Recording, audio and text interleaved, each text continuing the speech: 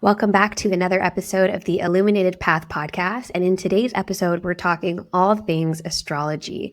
I have invited an astrologer onto our podcast today to really share all of the things that maybe you've been curious about or have heard when it comes to astrology, but want to go a little bit deeper. So Yvonne Irene is going to be joining us today. She is an intuitive and spiritual astrologer with 15 years of dedicated study and practice. She's a Taurus sun, Pisces moon, Sagittarius rising, and she combines her grounded stability, emotional depth, and an expansive vision to offer a unique blend of astrological insights. We're going to talk today about birth charts, astro-cartography, love and relationships, Saturn returns. So if these things are interesting to you or you're curious to learn more, this is definitely the episode for you. Irene's mission is really to empower people to embrace themselves using astrology as a transformative tool.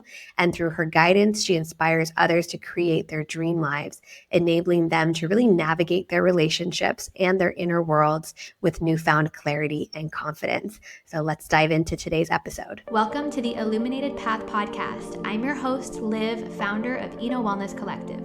My wellness journey started with yoga, which led me down the path of exploring healing modalities like meditation, breath work, sound healing, mindset work, and so much more. This exploration inspired my mission to help others find what lights them up. Get comfortable and curious as we learn from experts, teachers, and creators who are lighting up their communities and living an inspired, expansive life. Let's dive in. Welcome back to another episode of the Illuminated Path Podcast, and welcome to the show today, Yvonne. So nice to have you here. Oh, thank you so much for having me on. I'm so excited to be here. Yes, I was so excited to get this scheduled because, one of the reasons I started this podcast was to start to introduce my community to a wide variety of, different healing modalities and parts of health and wellness and parts of spirituality, and just kind of begin to go down the rabbit hole, if you may. So when I was connected to you through, the mastermind that you were leaving and I was coming into, and I knew that you were an astrology expert, I was like, I need to have her on because I've been wanting to talk and share a little bit about astrology, both for me personally, it's just a lot of curiosity, as well as I know that my community and the listeners are going to be super interested in this topic as well. So really excited to dive in. And I wanted to start, I'm sure that there's a story behind how you got into astrology, right? Of how you found it and just when you started to connect to your intuitive gifts. And so I would love for you to take us back a bit to your early introduction of astrology and what sort of sparked it for you. So my introduction to astrology was quite early on. I grew up in a Latino household, and we always had the Spanish language channels playing at all times. And obviously, there's news channels there as well. And I remember watching the news, and my favorite part was they would have an astrologer come on, and his name was Walter Mercado, and he would give the daily astrology report on the news. Just like, we experienced the weather report, but he's there going through what's happening for all 12 signs each day. And I just thought, this man is amazing. I love the extravaganza, the way that he's looking, the robes, the production value. And I just thought this was so fascinating to understand different facets of ourselves through the astrology. So as soon as I found out that my sun sign was Taurus, I would just sit there and wait and see what's happening and will be in store for Taurus that day. And that was a really big part of my introduction to astrology. And I didn't start to get fully more deep into it as I got older. I was like many people who start the beginning of their journey where they know my birthday falls on this sign and that's it. And that's exactly how I started. And then I just dove in, started to get more interested, and it just took off from there. I love that. I wish they had I had something like that. I mean, they have different versions of that apps now, Instagram, channels, but I could totally imagine like the daily forecast, right? The daily forecast for astrology. That's so cool. And I know that a lot of people do, like you said, start there. Like, what's my sun sign? And then maybe go a little bit deeper. What's my moon sign? What's my rising? And so for you, when you started to dive just into your own personal chart, right? Of like, we are our own first client often. And so what were some of the things that you started to really, or I guess areas, aspects of your chart that you really connected to, that inspired you to go a little bit deeper and start to explore not just the sun sign, right, but to kind of go beyond that?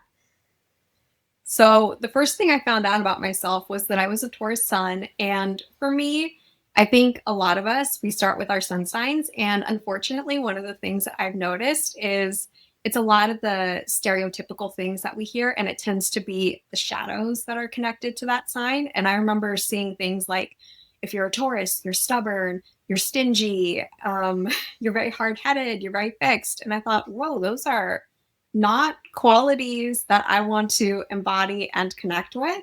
So I was like, there has to be more. And the moment that I found out that we have a rising sign, which shows our outlook, our perspective, how the outside world sees us, it's basically the lens through which we see the world and the world sees us.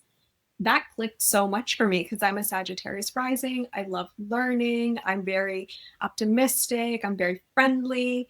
And I was like, whoa, that makes so much sense, because I assumed being a Taurus sun, I would probably be more introverted to myself, not really enjoy leaving my comforts and connecting with other folks. So that was something really amazing to find out that I had a rising sign and what that meant. I think the moon is also another really beautiful thing to look at as well, because it just shows your emotional world. And it's a really beautiful way to learn more about yourself and how to nurture yourself. And it's so interesting because when I found out about mine, I was very excited to see I was a Pisces moon, but I didn't connect with it as well at the beginning because I was very closed off to my emotions. And that was a lot of deconditioning that I had to do to really step in and embrace those Pisces moon qualities. Yes, definitely. Like go. I feel like for my own birth chart. So I'm a Cancer sun, Leo moon, Scorpio rising, and I feel like as I've gotten older and just learned more about it, I've started to resonate with different parts of that. Like now, I really, really connect to my Scorpio rising side of my chart, which I maybe did it a few years ago, and so just like peeling the layers back of it when you're ready, right? And when it feels supportive. So for those who are listening that are like, what are they talking about? What is astrology? What are the, kind of the very basics? And we're going to take a step back from how you found it. But when you're talking to someone that is like, what is astrology, right? What is it? How do I use it? How would you give kind of that very beginner level explanation of what it is and how you use it? So with astrology, it's basically like taking a snapshot of the sky, the exact moment that you are born. And that's why it's so important, if you want to get a very accurate birth chart reading, to make sure that you have your birth time handy, because even if you're off by like a couple hours, or you don't know the time, it's going to be very hard because you're going to miss out on some really key and important aspects in your birth chart to fully understand yourself. But I think it's so beautiful that if we, have access to that birth time, we can pull up our birth chart and we see where the planets were in terms of the time of our birth. And it just gives so much information about us. And it's just such an amazing tool to use for personal growth, for personal development, and for self-understanding. It really does give that permission slip that so many of us really crave and desire, that we are wired this way, and it's okay. Yes, definitely. So you need your time of birth, place of birth, and then you'll have your birth chart. And I know that we talked, briefly a little bit about, the top 3 things to look at your birth chart. Most people, the big 3, right, are the sun sign, the moon sign, and the rising sign. But when you're doing readings for people, or even just, as you were discovering the other aspects of the birth chart, what are some other areas that you typically will look at, or that you find like interesting for people to know out once they already know like their sun, moon, and rising?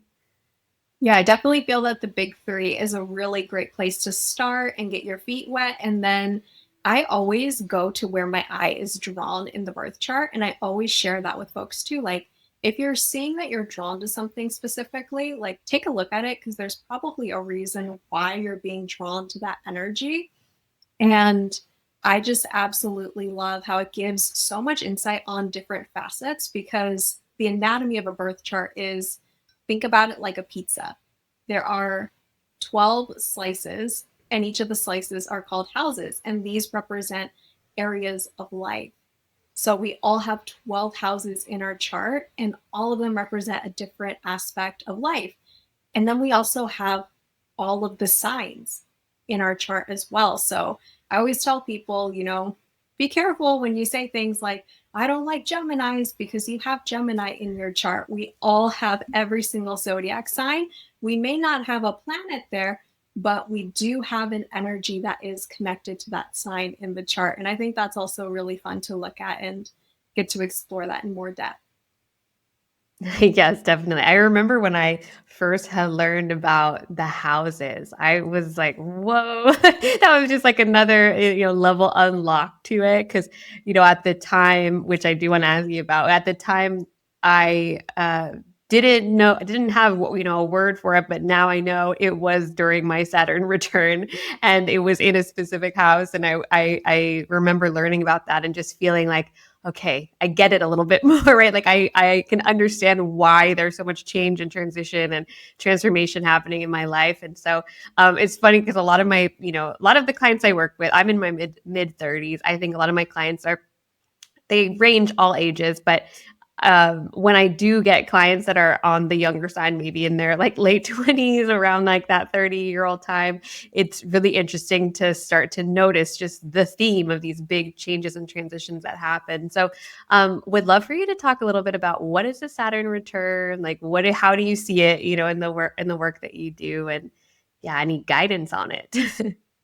So Saturn returns is something that I get asked about a lot, because there's kind of this underlying fear that is coming towards that question being asked when I notice it's being brought towards me, just because there's so much negative information around it online, where a lot of people are saying like, this is a really hard time, like you're going to experience a lot, you're going to be going through the ringer essentially.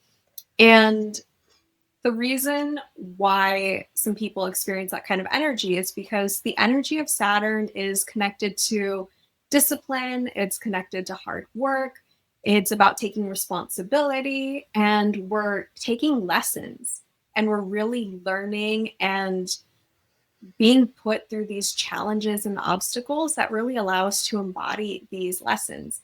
But the thing that many people forget with Saturn is that it's also connected to karma. So if we are actually doing the work that is being asked of in our Saturn return, we are able to really reap in the rewards and the benefits. So for many people, this transit, it happens about 3 times throughout our lives, about every 30 years or so. And what happens is Saturn comes back to the exact same place that it was in your birth chart. So for example, for me, I'm a part of the Saturn in Aquarius crew.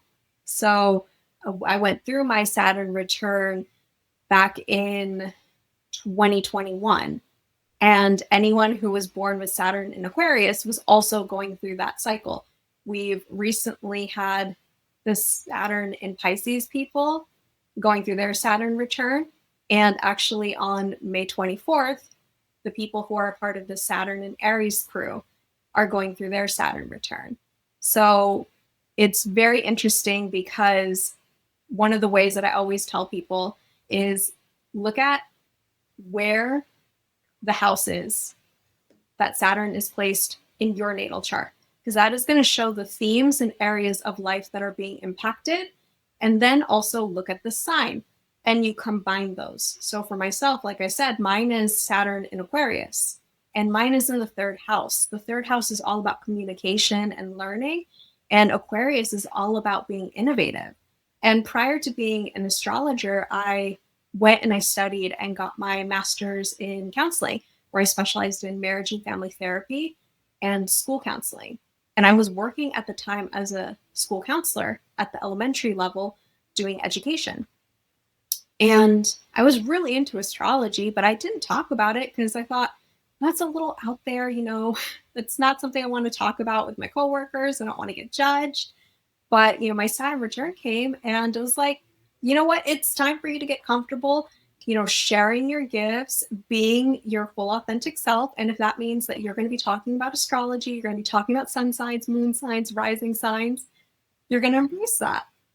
And when I really leaned into that energy, it did get easier. And I noticed that the people who struggle or have a little bit more of a difficult time are the ones who are really pushing against the energy. Because it's like trying to swim up a creek, but you're going against the stream. So you're constantly fighting instead of really letting it flow and taking it with you. I love that because, a lot of the work that I do is all around alignment and aligned living. And when it sounds like what you were explaining is like once you decided to really be in alignment with, with your chart and with what was happening rather than like feeling that resistance, like so many things click into place. And I love to hear also your background of like being in a school setting and then having this part of you, right, that wants to come out, or part of you that like, behind the scenes is really into astrology, and just like bringing that more and more to the surface too. So yeah. So would you recommend for people then to lean into the Saturn return, lean into it versus be afraid of it? So not something that you have to fear if it is something coming up for someone. Yeah, I definitely don't think that Saturn return is something to fear. I know people who have gotten married, people who've had children, people who have bought their first home or had massive advances in their careers during Saturn returns. So it can bring really beautiful gifts and opportunities. And I really do notice that the people who are aware of the themes connected to the house that their Saturn sits in and the planet, and the ones who really work with that energy, it's like having essentially a moment where you look out the window and you see, oh, today is cloudy. And you go, okay, well, maybe that means that I need a jacket. I shouldn't just be going outside in a t-shirt and shorts, and let me also get some jeans and put on my shoes. So it's like being prepared for what's to come. And when you're better prepared, you have a better opportunity of really working with what you're being asked to do. I love that. There's so many layers. I definitely am going to pull up my birth chart after this and look at where Saturn is, and just like go back to that, because it's been a minute since I've looked specifically at that placement. But one of the other pieces of astrology that has been really interesting to me, and I would actually love to get a reading from you on this, because I know that you do it, is astro-cartography. So I saw that you do these readings. I would love to, if you can explain a little bit about what it is. And yeah, it sounds super interesting as someone that, has traveled and moved around a lot and like have these connections. I have so many connections to different parts of the world that really feel like home, And so I would love for you to share a little bit about astrocartography. So astrocartography is this really amazing form of astrology where it's essentially taking your birth chart and placing it over a world map. And you see where different planetary energies fall on that map. And again, like I said, with having a birth chart, it's so important to have your birth time available. With a regular birth chart reading, you can still get decent information if you don't have your birth time. But with astrocartography, it is absolutely critical to have a birth time because it's based off of the angles in our chart. So our rising, our descendant, our IC, our MC, that is so important. And we cannot generate that in a report without a birth time. So if you don't have your birth time and this is something that interests you because you want to learn and understand how to travel with purpose, find the best place for you to live, to study, to visit, to heal in, this is such a beautiful tool that you can use to help you find the places. And I also tell people as well, if there's anywhere that you've been feeling like, I am absolutely drawn to this location and I don't understand why, check on your astrocartography map because there's probably a reason. Because I grew up in a Mexican and Honduran household. Both my mom and dad speak Spanish. I didn't learn English until I started school.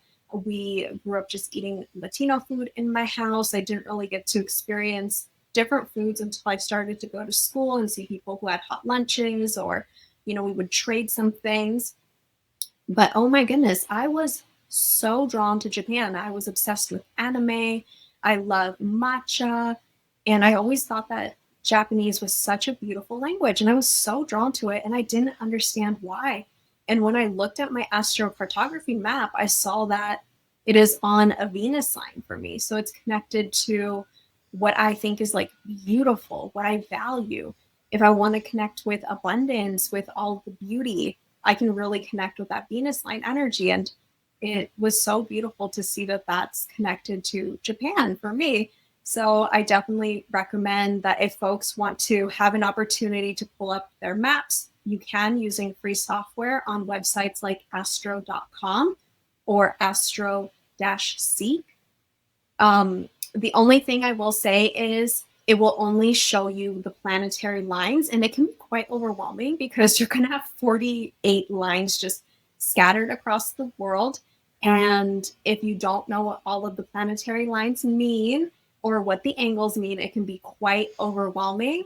And that's where working with an astrocartographer can be something that is super supportive. And I always recommend for anyone who wants to work with an astrocartographer, work with someone who knows how to read the planetary lines, work with someone who knows how to read the latitude lines, which are called brand lines. You cannot see those on free software, so make sure that you're working with someone who uses professional software.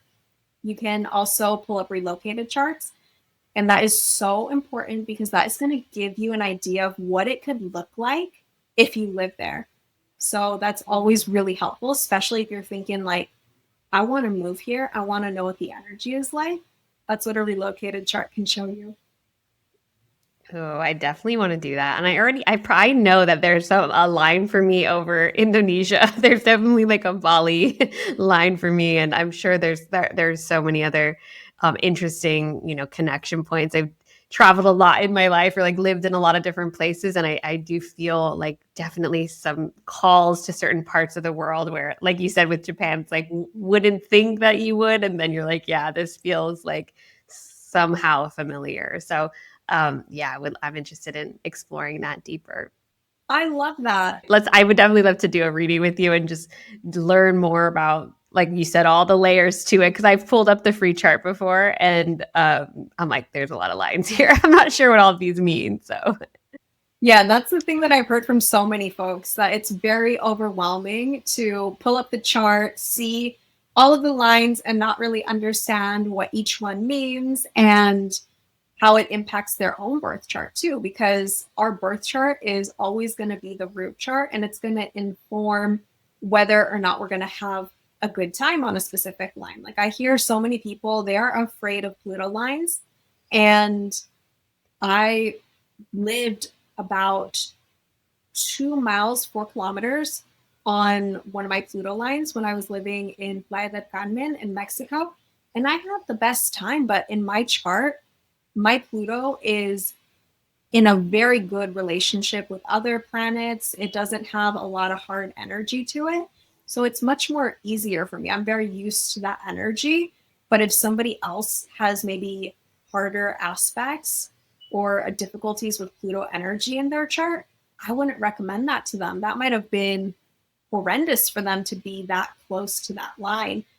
So that's definitely why it's so important to make sure that you're working with someone who understands, how to read the natal chart, and then also looking at the lines and how they relate, because it can really impact your stay if you're going in thinking it's going to be one way and then it ends up being the opposite. Definitely. Love it. So I would love to bring us into 2025. And I want to hear a little bit about the astrology for this year. I know we're almost halfway into the year.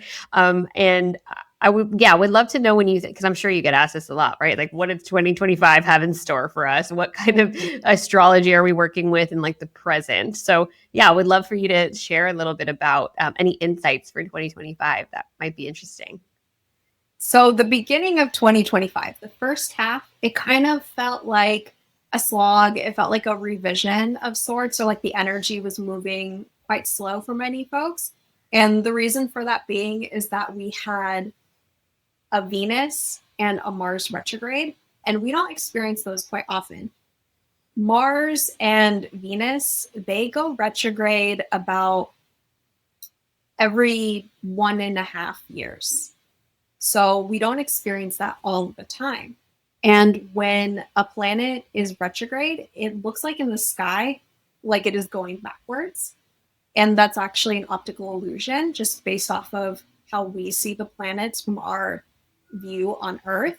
So the energy, though, it does feel like it's going backwards. A lot of times when there is a retrograde, we're being asked to do revisions. So if the first half of the year felt kind of slow, or like you're really doing a lot of revision, a lot of us are going through that. Don't feel bad. I think a lot of people just always feel like, start of the calendar year, January, we're on it with our goals. And if you're into astrology like me, you probably wait for Aries season because that kicks off the astrological new year.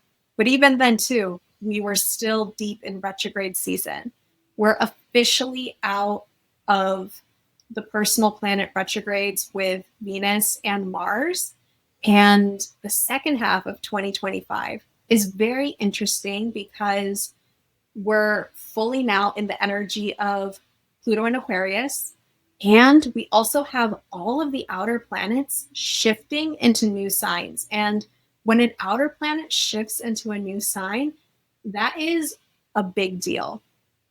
So the reason for that is because the outer planets, they move slow.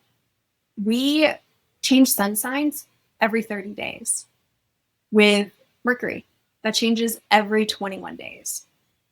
And then Mars takes about 6 weeks, and then Venus takes about 4 weeks. But these planets, they take years to change signs. So I'm really excited to see some of those energies. We recently went into the Saturn and Aries energy, and Saturn takes about 2.5 to 3 years to change signs. So we are wrapping up that energy of the Saturn in Pisces. And Saturn in Pisces is that energy of we're taking off the rose-colored glasses. We're getting really good and clear on our boundaries. We're putting in more love and care for ourselves and not just constantly giving to others.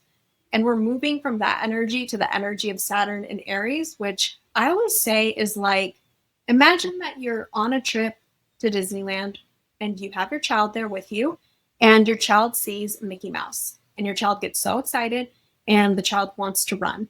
And that Saturn in Aries energy is like the hand of the parent reaching out and grabbing the child and saying, no, you need to slowly and calmly walk over to Mickey Mouse, and you have to hold my hand. You can't just run out there into the crowd to Mickey. And that's kind of that Saturn and Aries energy. So it's very interesting because it's got this like push and pull of Aries wants to go and take action, and Saturn is like, I want you to go and take action, but we need to sit down and reflect. And we need to put in the work so we know what we're taking action on. And I feel like this is going to be a really beautiful energy for those who work with it, especially if you're someone who is an entrepreneur, because this is a great time to get disciplined, to get everything set, and then be off to the races. I love to hear that, because that is like literally the type of energy that I feel like my year is, I really align it to the seasons, and like spring and summer are always like my like busiest times, busiest periods, like go, go, go. And then fall and winter, I really like go more into like the foundation, the structures, the systems, the kind of creativity mode. I kind of go back into the shell a little bit. So I definitely resonate with a lot of the like first half of the year being revisions, revisions. But then the second half of the year, like I love that energy of Saturn and in Aries, and setting up like your sort of foundation as well. Not rushing into it. Are there any other things happening end of the year that you think are going to be interesting for people to work with energy wise? So we're also going to be going through a shift with Uranus. Uranus has been in Taurus for the past 7 years, and it's going to be moving into Gemini. And when Uranus was in Taurus, this was when we saw things that were really shooken up in terms of, how we make money. We saw NFTs coming out. We saw like cryptocurrency coming out. There were many different ways to invest. It wasn't just the usual stuff that we're used to with, putting your money in a bank and letting it get interest or investing in stocks. There's so many different options that were coming in, and that's what Uranus does. It brings innovation.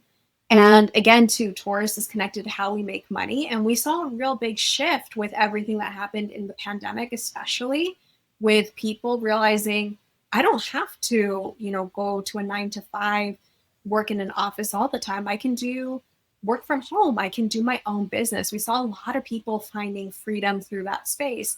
And now we're going to be moving into the Uranus and Gemini energy. And it's going to be very interesting, I feel, because the last times when Uranus was in Gemini, that was when the telephone was invented.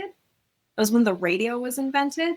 So I feel like it's going to be a time of really big technological advancements. And this coupled with the fact that we're going to be in that Pluto in Aquarius energy until 2043, I think this is going to be the time when people are going to get more comfortable with tech, with AI, and becoming more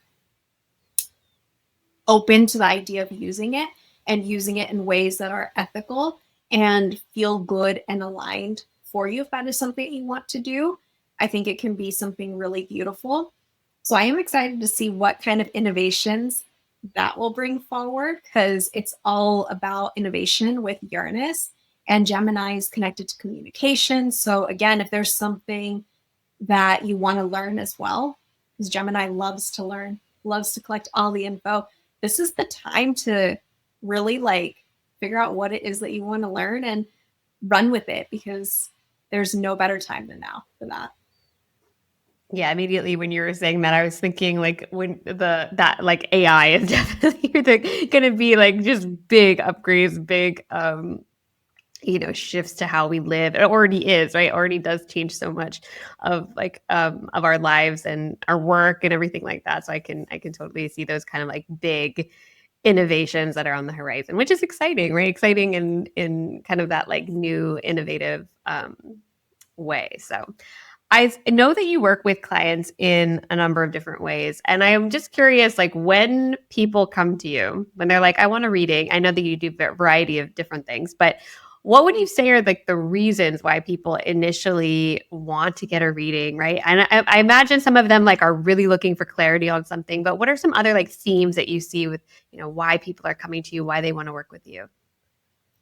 So the two things I notice mainly bring people into the world of astrology is I get one group of people who really want to know about love and relationships. Maybe they're interested in someone and they want to learn more about their own love blueprint, or if they have a partner, they want to come in and see how is our compatibility. So I get people who are interested for the love and relationship aspect. And then the other group that I tend to draw in as well are people who are interested in purpose and career. And these are the people who kind of want a little bit more clarity around, what they want to do, or they're feeling like I'm very confused and I don't understand. And a lot of times I can see in the chart that they're going through some major transitions, and it's asking them to step deeper into their purpose. And that's what I love about astrology, that you can see someone's chart and you can see what their soul gifts are. You can see and help them connect more with their purpose and really have a conversation with them around what can we do to align ourselves more with what our soul blueprint is asking. Because I truly do believe that our souls chose to incarnate when they did. And that includes the time and day that we were born, along with the place. And we have our specific birth charts for a reason. Yeah, it's been interesting because I've even been doing I have a creative coach right now, I guess, or working on rebranding and just creative expression. And she had me do all this, work around all these mood boards, all these, these different creative exercises. And then we looked at my chart, right? We looked at my chart, we looked at human design, we're looking at like, how do they all kind of connect? And it was so interesting to see how, without knowing that we were going there, like how much the visuals that I'm attracted to, like the branding that I choose, like it was so much like my like Cancer, water, Scorpio, like kind of mystery. Like it was so infused. The chart was so much infused into the branding. And I was like, oh, I love even like layering those creative, sides together. I definitely come maybe from the career purpose exploration of like how I use astrology, but it's cool to see how it can just come into so many parts of your life, whether it's love, whether it's relationships, a career, that like tool for self-discovery. Like, and I have found it to be one that like keeps unlocking little pieces. Like each time I like know something a little bit more, I'm like, oh, that's interesting. Oh, that's interesting. So I love that that's why people come to you.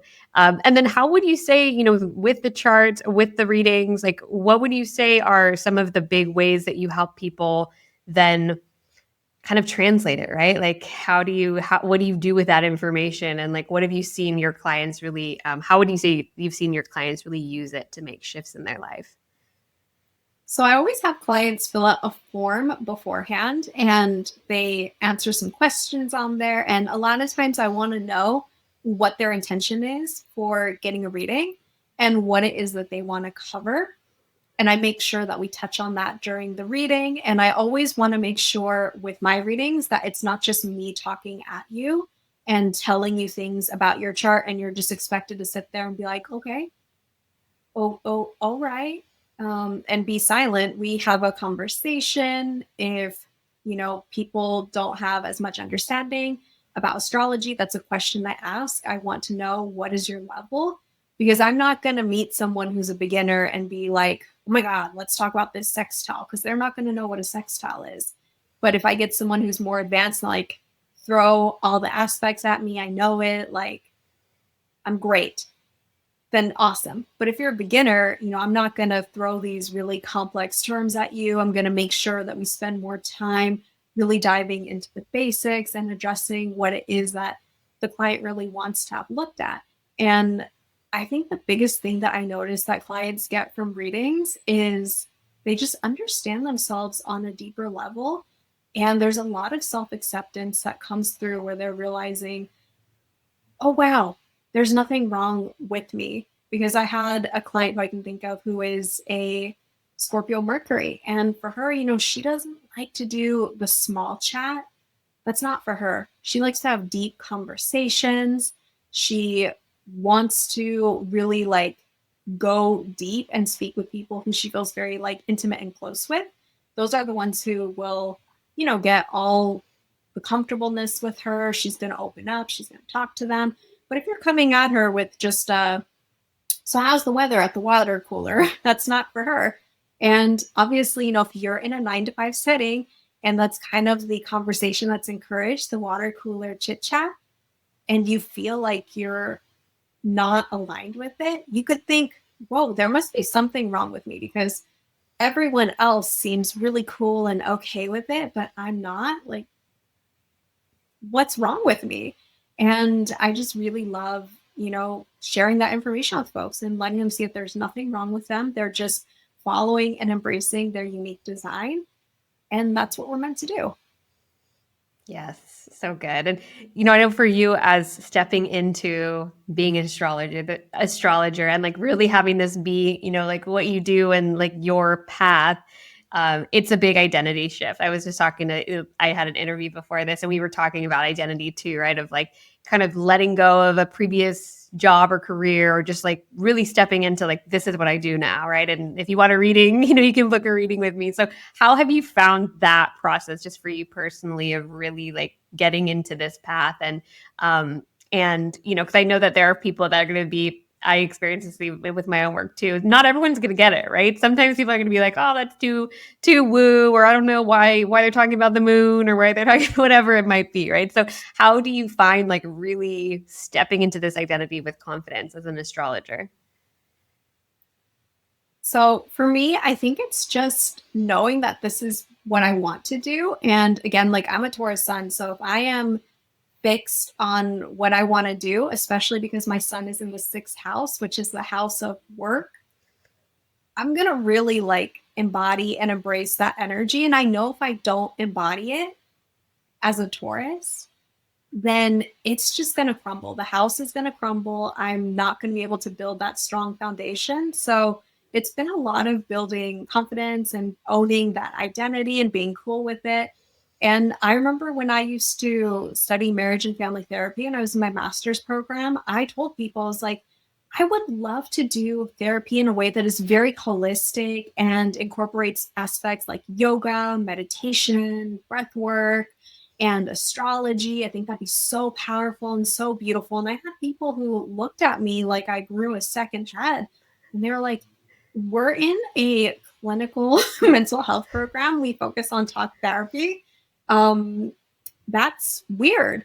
And even then too, like I got interested as well with working with women and as well, like I wanted to work on like love and relationships. That's why I went into marriage and family therapy. And I also wanted to move into the world of sex therapy. And again, I had people who were like, that's a little like weird. And now I feel like I'm just in this space where I'm like, I'm owning everything that I used to do. I'm really working with clients in that aspect of, you know, bringing in that lens from my counseling work. I'm also working through a love, sex, and relationship coaching certification because I'm so lit up and inspired by that work. And I'm going to add my own little astrology twist to it as well. And again, I'm also still tapping into my identity as a school counselor because I was an educator. I broke down complex mental health terms and concepts for kids at the kindergarten to fifth grade level.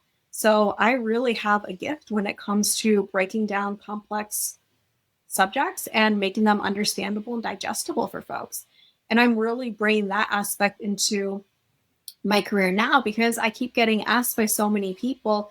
And I notice this too in readings. I get people who also really want to learn astrology. So sometimes they're like, yes, please read my chart for me, but also teach me, you know, why this is showing up in my chart. So I really want to move into the space as well of teaching people astrology in a way that is empowering, in a way that is elevated, and in a way that is ethical. So they can go out there and if they want to do astrology, whether it's that's what they want their side hustle to be, their business, or something for themselves, they can do it in the best way possible.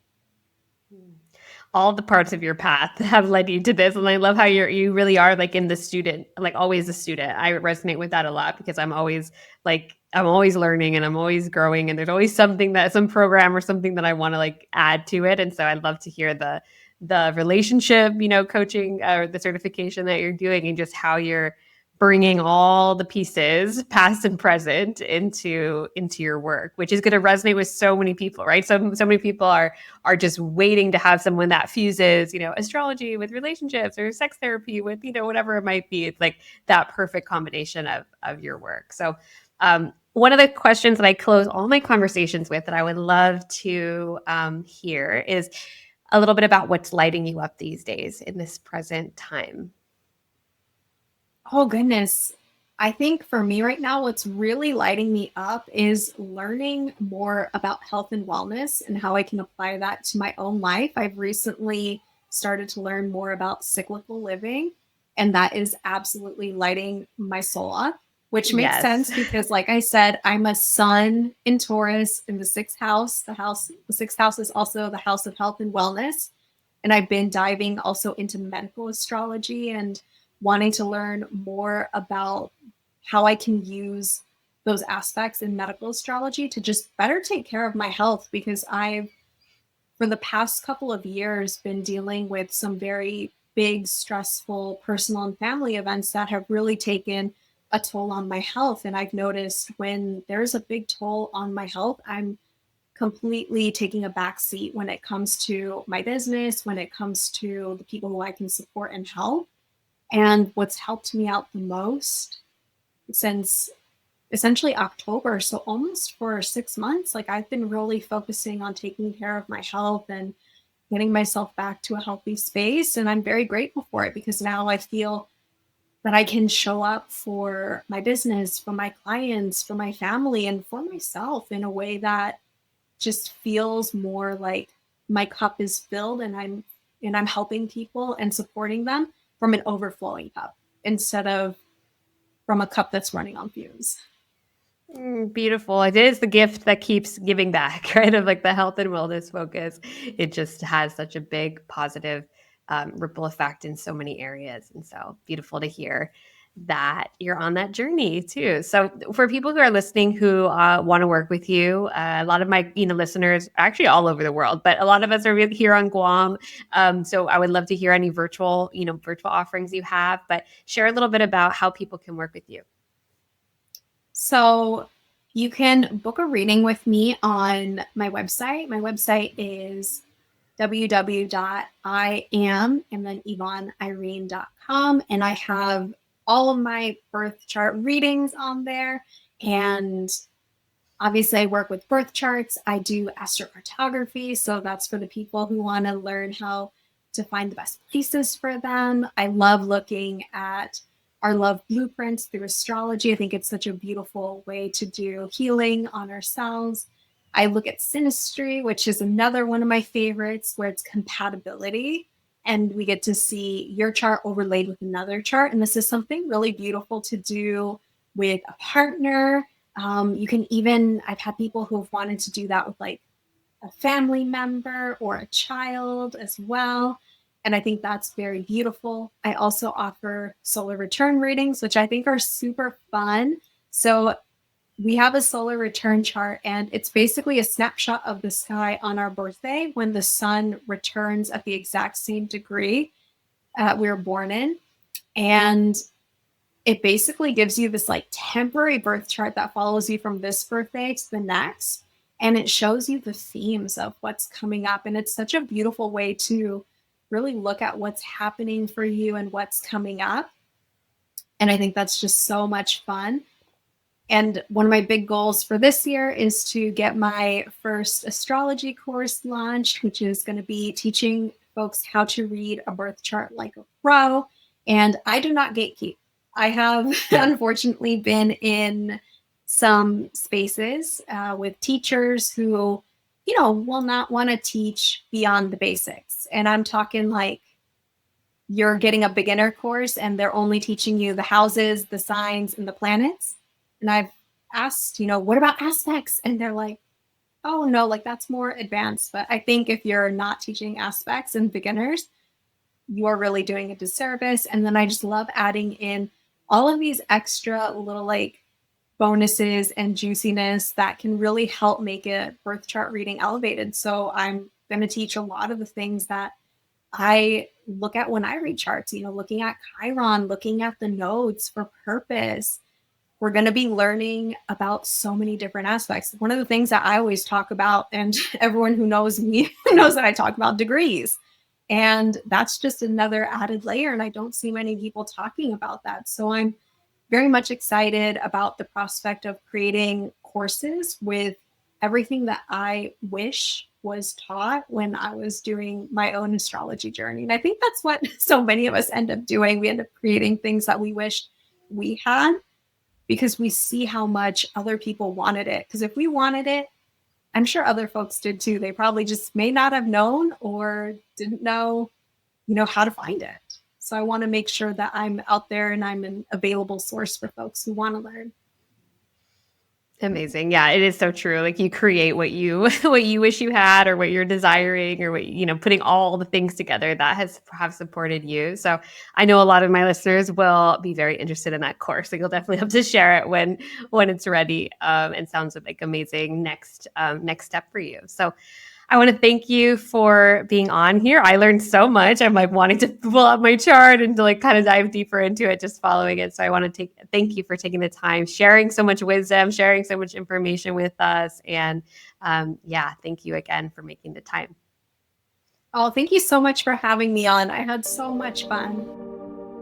Thanks for listening. If you like this episode, please rate and review, and don't forget to subscribe. Learn more at InoWellnessCollective.com and connect with us on Instagram at InoWellnessCollective.